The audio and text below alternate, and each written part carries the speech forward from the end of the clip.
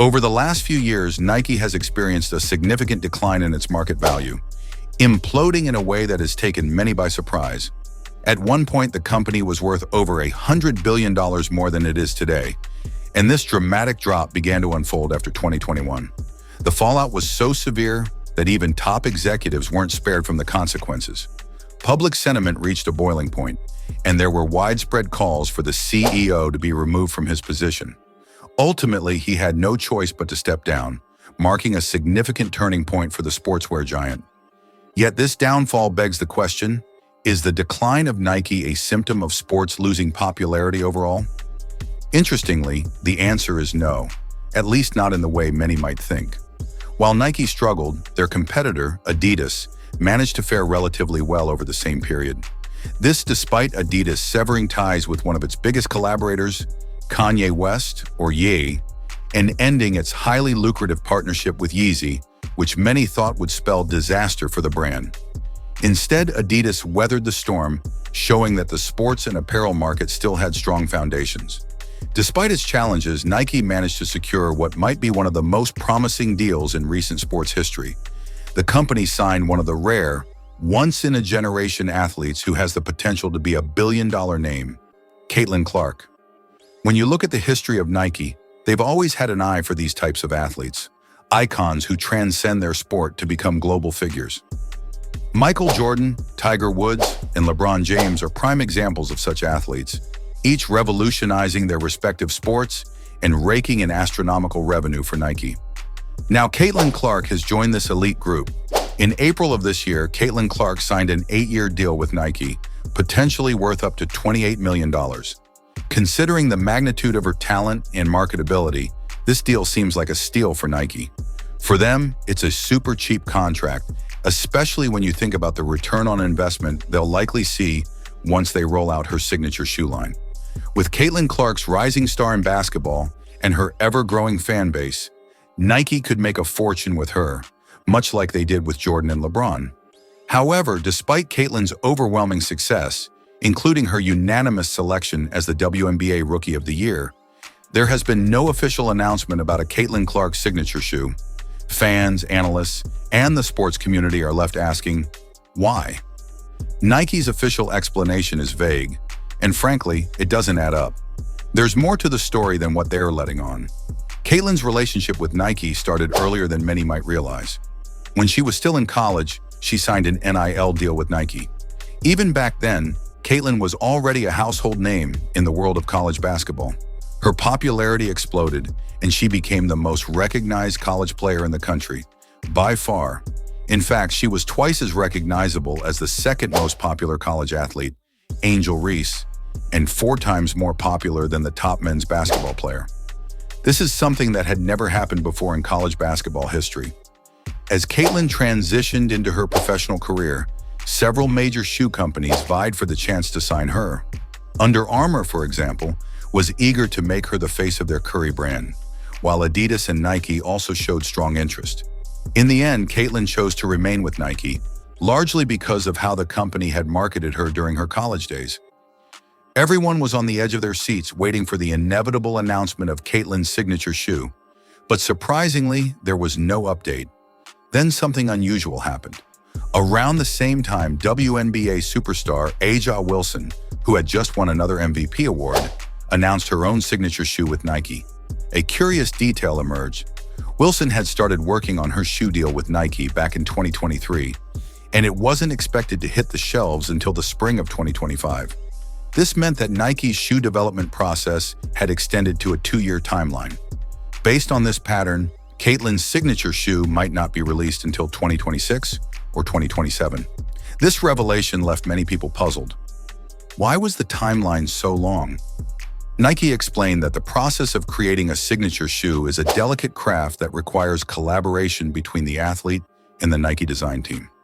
Not only that, but producing millions of pairs and orchestrating a successful marketing campaign takes time. However, this explanation feels hollow, especially when you consider Nike's history with athletes like LeBron James. Back in 2003, when LeBron was still a high school phenom, Nike, Reebok, and Adidas were all fighting to sign him. Nike in particular was so determined to land LeBron that they began working on his signature shoe even before he officially signed with them. To keep the project secret, they gave the shoe a code name, the Air Zoom Noble, which was LeBron spelled backwards. Eventually, they renamed it the Air Zoom Generation, and LeBron wore it for his NBA debut. The entire process took only 3 months. So how is it that Nike has gone from a 3-month timeline to create LeBron's signature shoe to 3 years for Caitlyn Clarke's? Something doesn't add up. Caitlyn Clarke is out there breaking records, making history, and yet she's still playing in Nike Kobe's without even a commercial promoting her. That's highly unusual for an athlete of her stature, and it's hard to believe Nike is simply dragging their feet on the process. There's clearly more going on behind the scenes. Ethan Strauss, a well-respected journalist known for his deep connections in the sports industry, hinted at what might really be happening.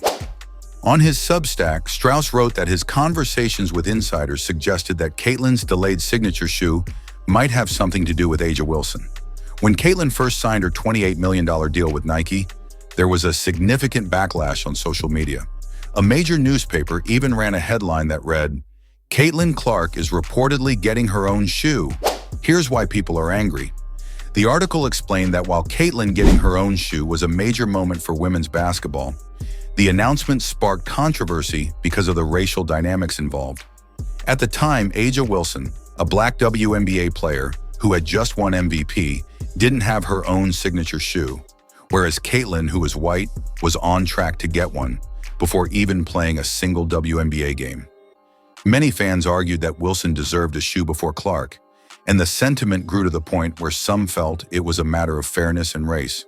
While Caitlyn's basketball prowess is undeniable, the situation raises the question, is Nike holding back on her signature shoe to avoid further backlash? After all, the company is known for making decisions based on what's profitable, not necessarily what's fair. A similar situation occurred when Allen Iverson, despite not being the best player in the NBA, outsold Tim Duncan in shoe sales. No one argued that it was unfair for Iverson to get more attention simply because he was more marketable. However, in Caitlyn Clarke's case, the optics are different. Nike seems to be treading carefully, aware of the sensitive cultural and social dynamics at play. But at the end of the day, Nike is a business, and eventually they will have to decide whether to prioritize profits or avoid controversy. It will be interesting to see how this situation plays out, especially as Caitlyn continues to break records and make her mark on the WNBA. Us as black women, Paige reminds me a lot of you. Like, you're not really about me. And she knows how her privilege has gotten her to that point. And also, like, she's good at basketball, obviously. Like, she understands her privilege. It's like what pushes her over the top, in a sense. It reminds me a lot of you. I find it interesting how Kelsey Plum sarcastically thanked Caitlyn Clarke's privilege for getting her to the top, as if to downplay her actual talent. Sure, Plum added that Caitlyn is good at basketball, but it felt like a half-hearted acknowledgement. So which is it? Is Caitlyn at the top because of her privilege, or is it her undeniable skill? The ambiguity raises an important question, especially when you consider how Nike seems to be tiptoeing around the situation. A'ja Wilson, one of Nike's top female athletes, might play a big part in why Caitlyn Clarke's potential billion-dollar success is being suppressed. Nike doesn't want to upset A'ja, especially after all the backlash when Caitlyn entered the WNBA. The drama started even before Caitlyn played her first preseason game. The WNBA tweeted about the upcoming games, featuring Caitlyn prominently in the post. However, Lynx and Team USA head coach Cheryl Reeve responded with a tweet that read, "Also in action tonight, teams other than Caitlyn Clarke, etc." The W is more than one player. This sparked a wave of reactions. Fans expressed disappointment, pointing out that as a WNBA and Olympic coach, Reeve should be uplifting others, not tearing them down. One fan commented how it was disheartening to see such negativity from someone in her position, especially toward a 22-year-old who hadn't even played a single preseason game yet. What made the situation even more striking was that Caitlyn was ultimately left off the Team USA roster. The official explanation was that she hadn't earned it yet. But really, was it a basketball decision, or was jealousy playing a role here? Caitlyn went on to have an outstanding rookie season, proving any doubters wrong. She was named first-team All-WNBA as a rookie, led all rookies in points, field goals made, assists, steals, and minutes, and led the entire league in assists and three-pointers made. Caitlyn was even fourth in MVP voting. On top of that, her games averaged over 1 million viewers on TV, while most WNBA games hover around 300,000. Tickets for her first playoff game were more expensive than all the other WNBA playoff games combined.